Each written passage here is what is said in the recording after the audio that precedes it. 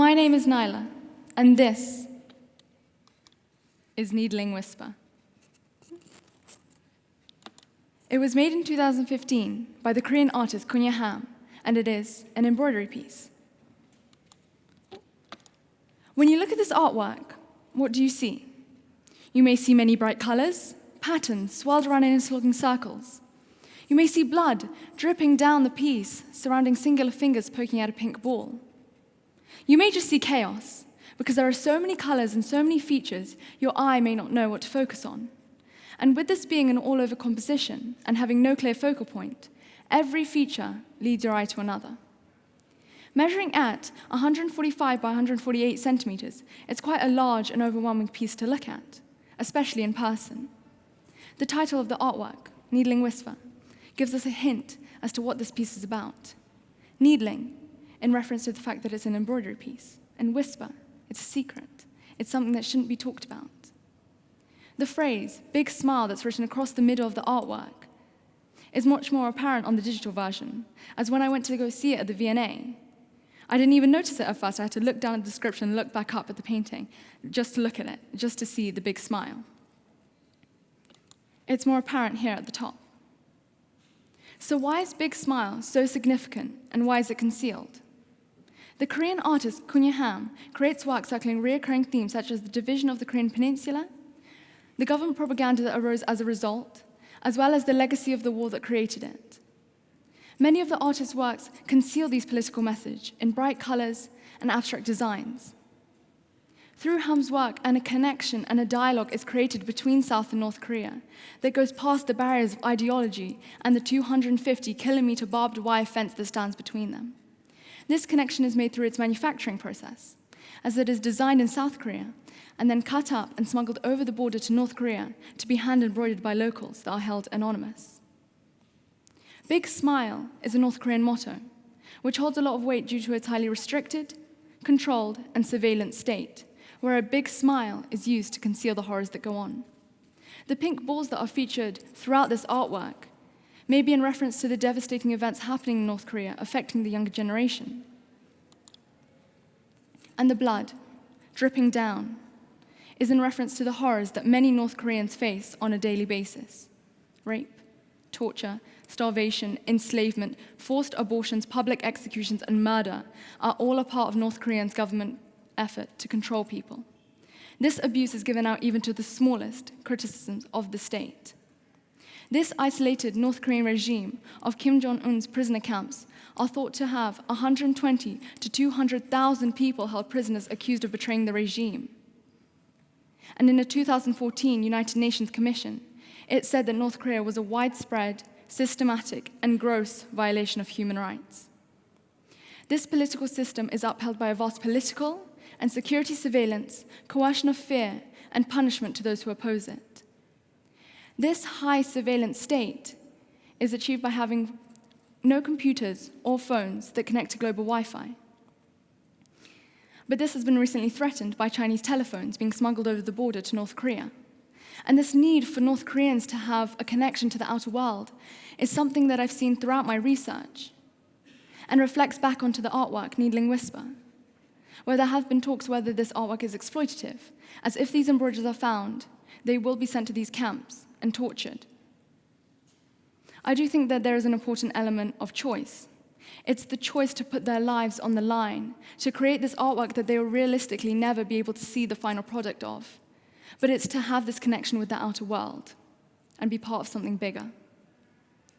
This artwork that I have on the board is made using a former prisoner's testimony of a detention camp in North Korea. You can see by the expressive marks and the limited color palette, it looks quite raw and emotional. It's something that cannot be visually depicted in any other way other than art. But it's more than art, and it's more than a cover story in a newspaper. It's someone's individual story, and it's someone's life.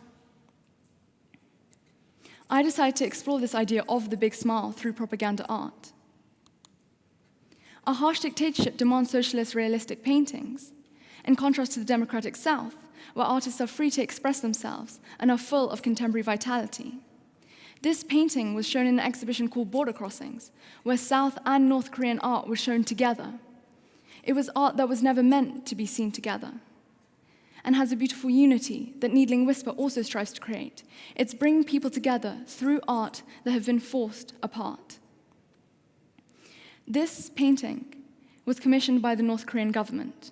It's quite a shocking piece. You can see by the bright colors in the background and the dictator's big smiles, as well as their relaxed positions, one even reclining on a sofa although he's watching something entertaining on TV, paints a very happy atmosphere to the painting, which contrasts so heavily to the background, these huge missiles which are going to be a devastation to so many families and have such large consequences.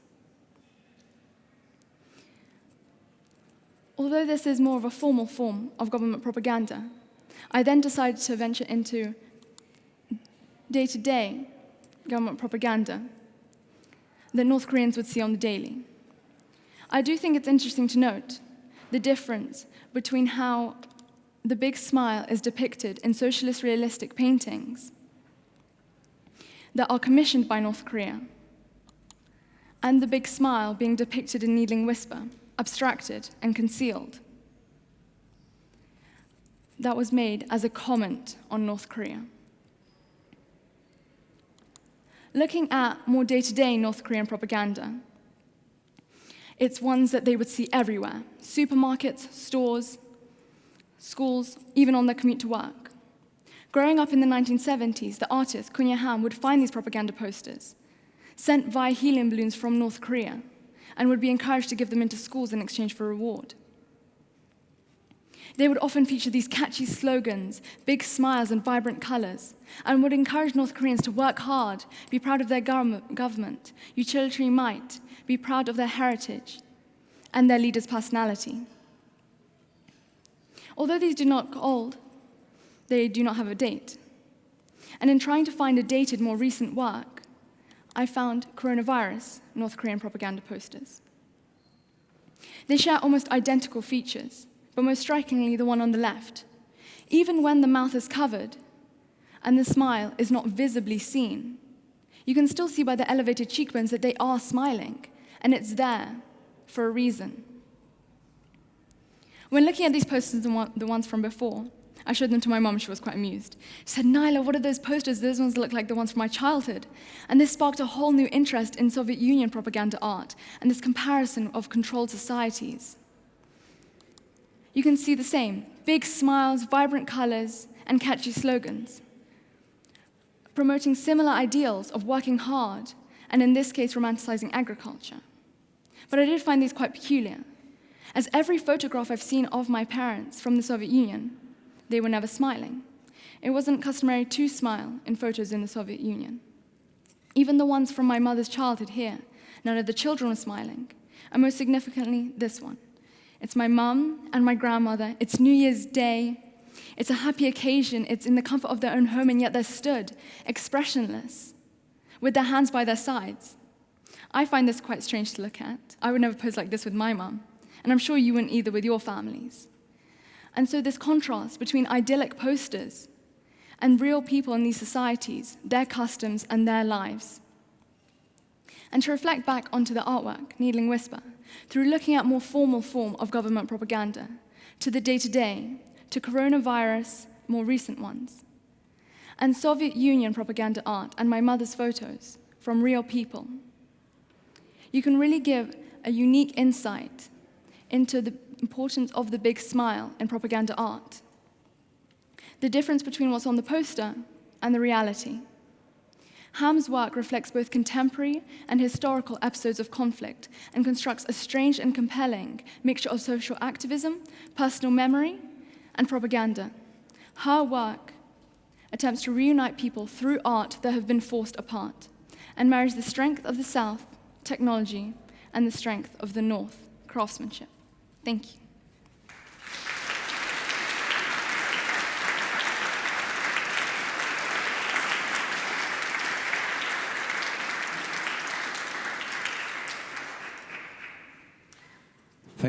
Thank you, Nyla. The work that you showed wasn't known to me before we started, but you're speaking to us as there's an exhibition at the V&A on contemporary Korean culture, and Korean culture since the 1950s. Have you seen the show? I've seen this one in particular. I think that there have been two about Korean art. This one in particular I did see and I was fascinated by, but the other one I don't think so. Okay. Can you give us some sense of how that's displayed and how big it is? This is 145 by 148 centimeters. So it is quite large, and because it's so intricate with this individual embroidery, it's so overwhelming, and you could look at it forever. It's ever-ending, and you can always spot new details. So it's embroidered, but it doesn't look on the face of it to be embroidered at all. Yeah. That's part of its fascination, I guess. Yes. Very good. Thank you very much Thank indeed. you.